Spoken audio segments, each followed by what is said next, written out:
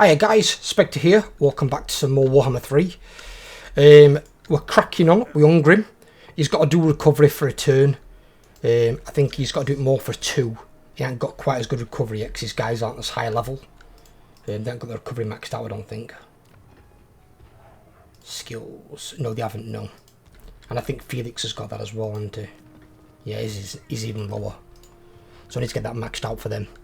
I did get 2 decent items last time I built them both before I lost, in case I lost, or should I say in case I lost the ability of them, because you needed obsidian, and there's generally obsidian deposits nearby, or not close by unless you go up north. I don't really need either of these 2, and they're easier to get hold of, those resources, and the same, well I can build both of those, and I've got, well I don't really need that one again, it's only one that's got obsidian. Yeah, it's basically just a matter of I can already build that one if I want it, and then I've got wood myself. So this guy's got the weapon, he's got Starbreaker, which gives him some variety of tasty effects, and then the other lord for the 3rd arm, which I've started recruiting, he's got Alric's armour, so he's got a 20% ward save, because that's pretty much all he's got in ward save, and I think the other guy's already got quite a bit. He's got 31% ward save, so he's stacked. He's going to be good. And their victory conditions, actually, I'm not that far away from completing it. I've got to construct the Great Slayer Sign of Cadrian, which we're doing right now. Reach level 25 with Ungrim, which we've already done. And then I've got to occupy, loot, raise or sack 30 different settlements. And we're just under halfway. So, taking the settlements off of Mr. Clan Moulder, we'll see where we get to, and we'll achieve our short campaign victory. If at some point in the future you guys want me to do like a long campaign victory, I'd have to have a look at the victory conditions of a certain faction and see what they are, because some of them are like really, really long. Like if you did like ARCHAONs, you've got to pretty much wipe out all the high elves as well. I bear in mind where ARCHAON starts and where he's got to travel.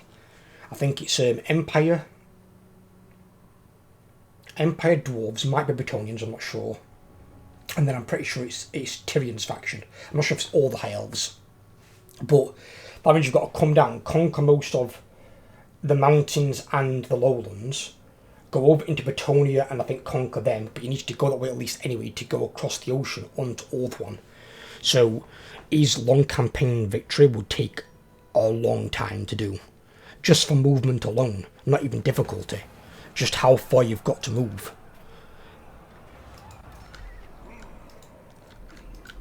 Sylvania got destroyed, yep, they're out of there.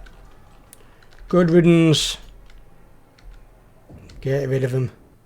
Yeah, because ARCHAON starts like fucking... What is it, up here somewhere? Somewhere around here. And he's got to travel all the way from there to here. That is a journey and a half. That is probably a 200 plus turn campaign. Especially in these difficulties. If you're doing it in like easy or something, different story. But if you're doing it in like hard, very hard, legendary, you ain't doing that in less than 100 turns. Not a chance. What's your orders? So be it. He can go scout ahead. The throng is mustered. I answer to clan and hold. Because there is a guy there, and there is a guy there, but he's by himself for some strange reason. See, normally if Skaven ambushed a dwarf army, it'd be extremely bad for the dwarf army. But because I've got an all-melee dwarf army, we don't give a shit if we're ambushed. If you want to bring your units closer to my army, be my fucking guest. A wise direction.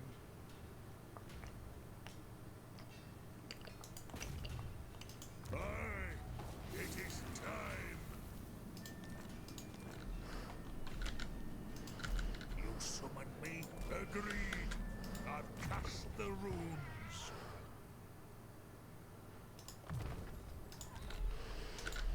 Who's this? Ognag, alright. We've still got 1 turn recovery I want to do first.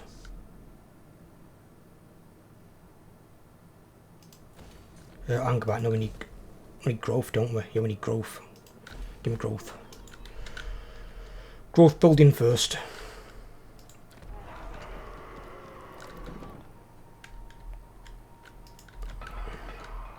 Already shred all those, didn't we? Yes. So we need growth building there as well. We need garrison building. And build me gold mine, why not?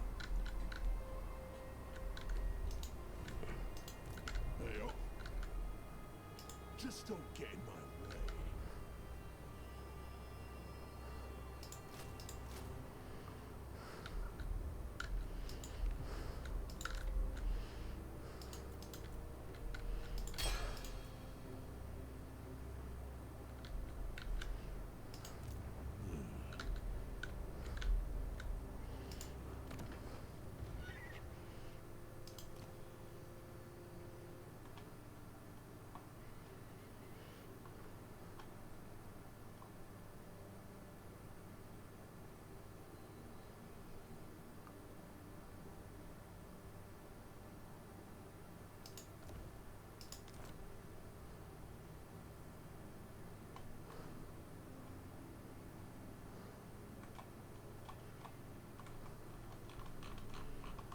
Just seeing what else I've got. Because while we've got some of those things, we can use them to increase money. Can he have that as well, Dwarf Pride?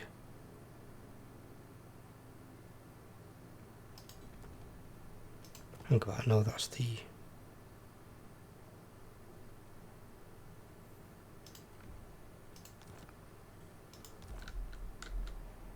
Yeah, that's Halcon Hoff. That's him. Oh, in fact, actually, I need to change that. This thing. Can keep his first name.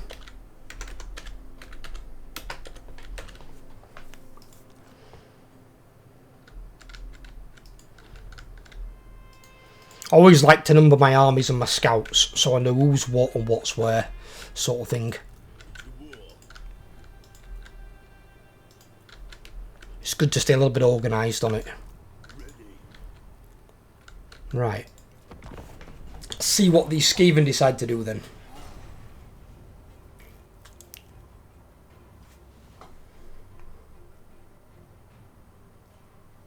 So construction cost is plus 30 for all buildings, and I think we can reduce it by 15% by building the other gold building.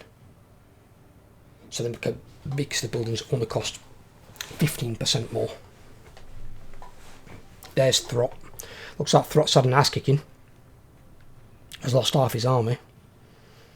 But the army that he's in has also got freshly ranked troops, so I think he might have actually lost his army and respawned in that one.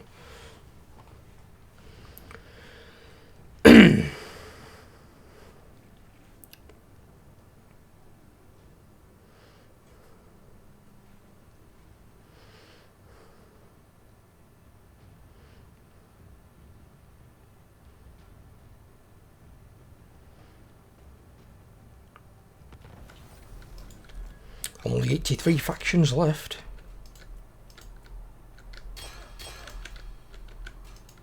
Slayer, who's mad enough to follow me?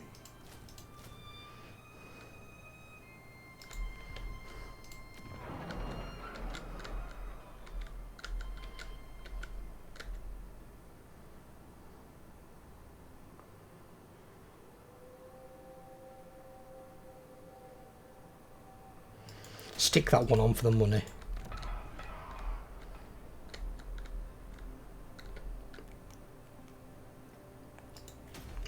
That one, we need that one on to make the buildings cheaper. Dishonored. It is time.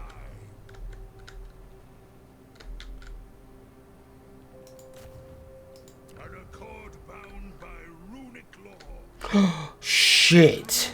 Duty is never done. Oh dear.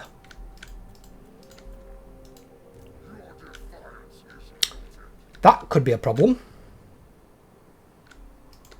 Onward. The clan honor. No, no, no, no. Move round the settlement, you turnip. The binding oath. Tis time. Oh, did we ever do that one? Or was it just a ruin? Anat. Right, so they made that a ruin. Okay, so My vows will be satisfied with this. we can't occupy a ruin because it'll make us all fucking stupidly tired in combat or something. And they could force march down here. They could launch the attack. They can support the attack.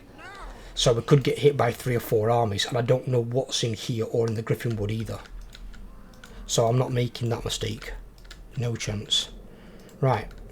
We can attack Vitivo. But so can ARCHAON. Well, that's in March Dance.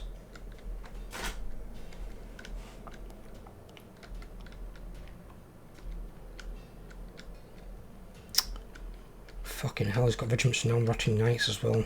Ugh. Is that Harold? Oh, he's got Harold as well. Normally I wouldn't be bothered. I mean, I've got Gotrek and Felix. I've got 2 legendary heroes on my own. But mine are low level.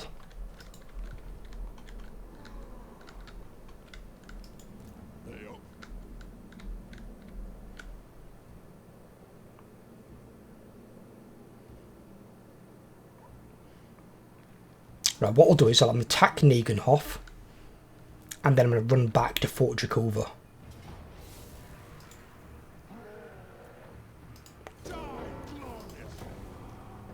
Take it for the High King.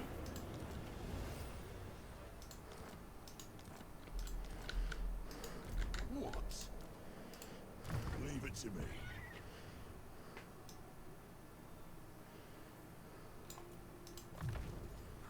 I'm sorted. Maximum replenishment, that's what we need. Felix gets his second one, that's good. And Gotrek gets his second one, it's also good.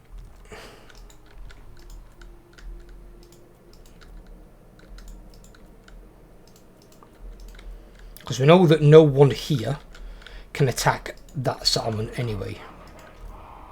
But he's coming on his way down, obviously. That garrison should be fully healed by the time he gets there. And then obviously we've got our army. What I'm counting on is my army being better than his army. Because he has got some units that are shite, like Chaos Warhounds and Plague Bearers. All demons are bad. But then he's got Chosen with halberds. I mean, they won't really do anything against us because I'm getting large units. But Harold's nasty. They're very nasty. Chaos Spawn can be, but... eh. Let's see.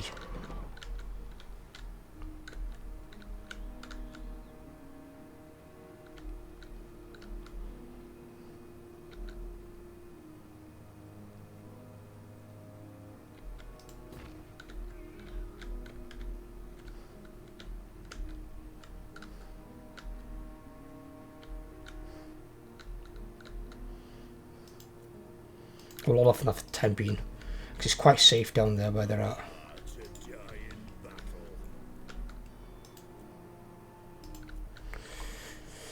The Ever-Chosen has shown himself. So I don't think they're coming that way then, although there's a guy from Kolek there, so Kolek might still come that way.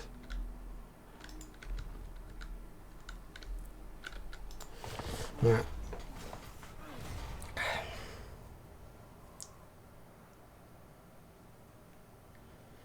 See what ARCHAON does. I'm surprised with Igorot being up in the mountains that isn't green for dwarves.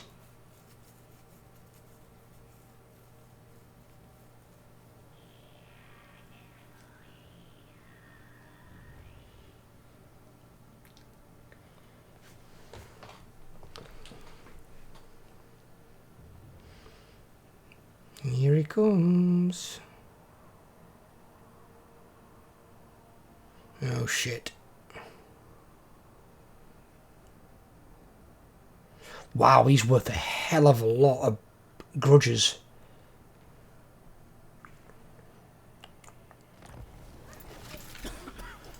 My guess is he's probably on the butchered Malachi.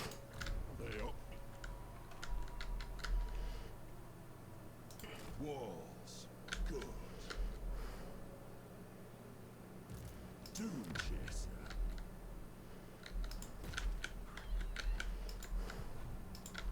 What? No, my army's still recovering. Or should I say the garrison, sorry.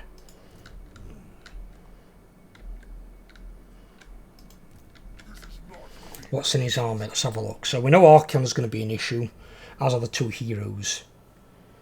Chaos Warriors are a good unit, but we should be able to deal with them quite easily because they're not going to offer Slayers too much problem. Chaos Warriors are no great weapons, they're going to be a problem. Chosen are always going to be an issue. Chaos Warriors are coming with halberds. I mean, they're not going to benefit from the anti-large, but they have got good stats. Plague Bearers aren't going to be an issue. Rotting Riders, Rot Knights could be an issue. Swords of Chaos can definitely be an issue. Chaos Warhounds are useless. Hell Cannon pretty much also useless. Spawn can hurt Slayers because they are anti-infantry and they are damage dealers, and because we've got low armour, Spawn can hurt us. They luckily don't have magical attacks, they don't negate our physical resistance, but they can trade with Slayers pretty well.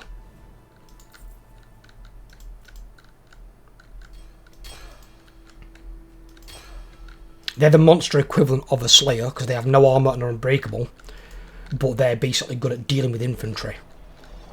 So they're a good opposite to Slayers in their own little way.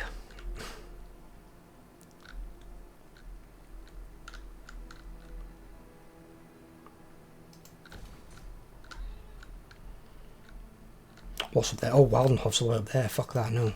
Build that. Right.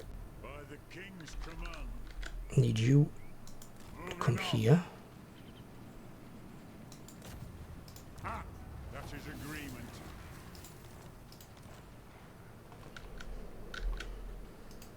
What's your orders? And the reason I move him there before I do that is so he can see further when he does the action from that side, because he'll then be left on the side they're at, so he can see a bit further away. What?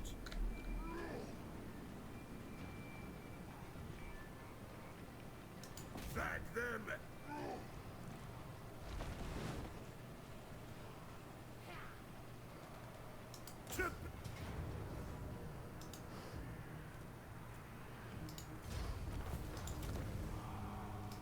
See, that one I'm okay to occupy, because it won't make me tired.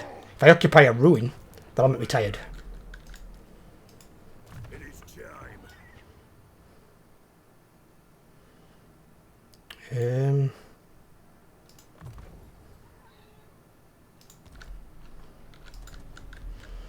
So we might get hit next turn by that and that.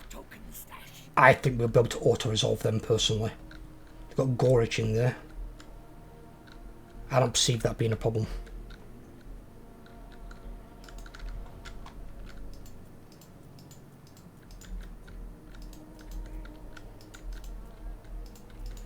And see, even when you normally look at units like these, Rattling Guns are good units, Poison Wind Mortars are really good against infantry, and then Plague Claw Catapult's probably the best artillery in the game.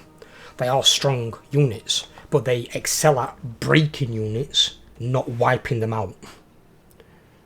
Slayers don't break. So if they can't wipe us out, they're not that effective. They excel at making units break and run off the field. That's what they're really good at. Because they also generally have things that lower your leadership. Like these will have... is it on them? Oh, no, it's not on them. They have suppression.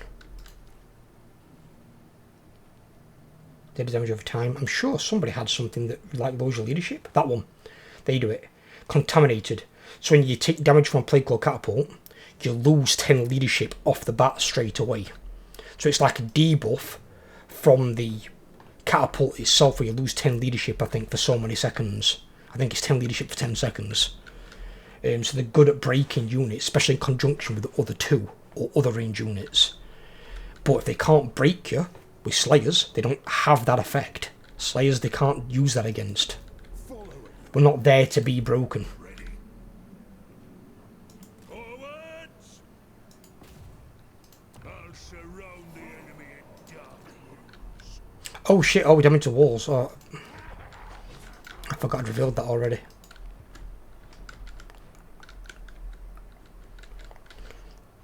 Right, what I'm going to do is I'm going to leave this part here. I hope you guys have enjoyed. If you have, leave a like. If you're new, please subscribe, and I'll catch you guys all in the next video. Take care, everyone, and have a great day.